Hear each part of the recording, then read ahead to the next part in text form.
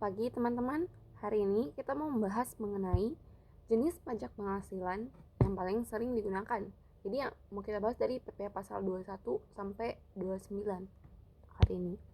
Nah, jadi setiap PPh itu kita akan memberikan kata kunci supaya kita lebih cepat untuk memahami makna atau arti PPh tersebut tanpa perlu berpikir lebih jauh. Nah, yang pertama, PPh pasal 21.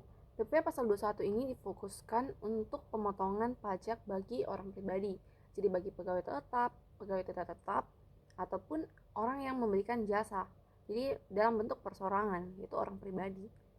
Ya, tarif yang digunakan itu ada yang untuk progresif bagi WP orang pribadi ya 5%, 15% dan seterusnya. Mungkin kalau teman-teman melihat perhitungannya itu ada di video tersendiri.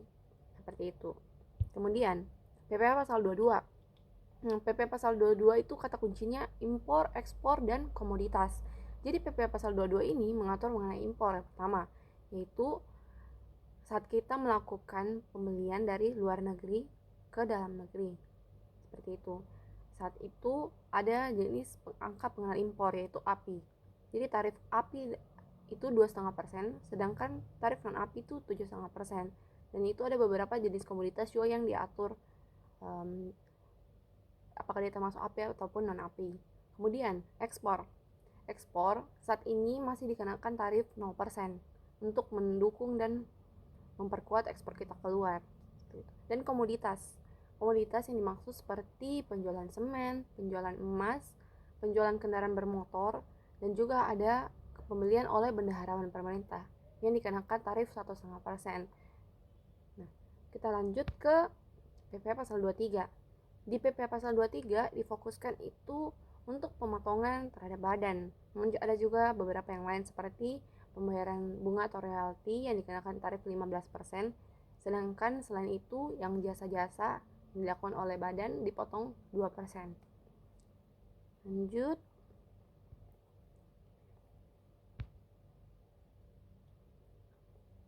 PPh pasal 24.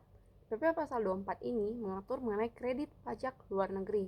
Jadi ketika teman-teman baik orang pribadi ataupun badan yang punya penghasilan dari luar negeri, nah di PPh pasal 24 ini dapat dilakukan kompensasi perhitungan, di mana PPh yang dipotong di luar negeri tersebut dapat dikompensasikan ke perhitungan saat tahunan di dalam negeri.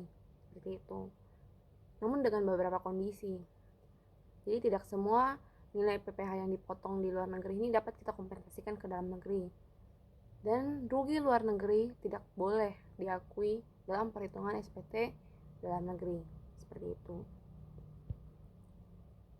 Kemudian PPh pasal 25, kata kuncinya angsuran atau cicilan. Jadi saat kita melakukan perhitungan setiap tahun itu, apabila terdapat nilai kurang bayar, kita dapat melakukan angsuran untuk tahun berikutnya. Seperti itu teman-teman. Jadi ini berlaku untuk orang pribadi dan badan. Jadi angsuran ini dapat kita cicil setiap bulan, melakukan pengecilan setiap bulan, dan di akhir tahun diperhitungkan lagi sebagai pengurang pajak.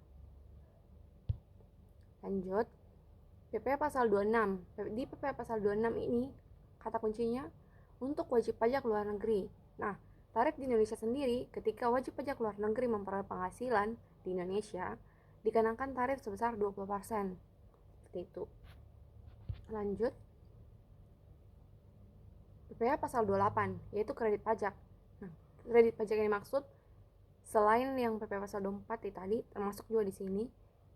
Jadi PPh pasal 21 yang dipotong orang lain, kemudian PPh pasal 22 kalau ada, ataupun PPh pasal 23, 24, dan pembayaran angsuran 25 dapat dimasukkan dalam perhitungan di PPh pasal 8 atau kredit pajak saat di akhir tahun. Jadi itu sebagai pengurang.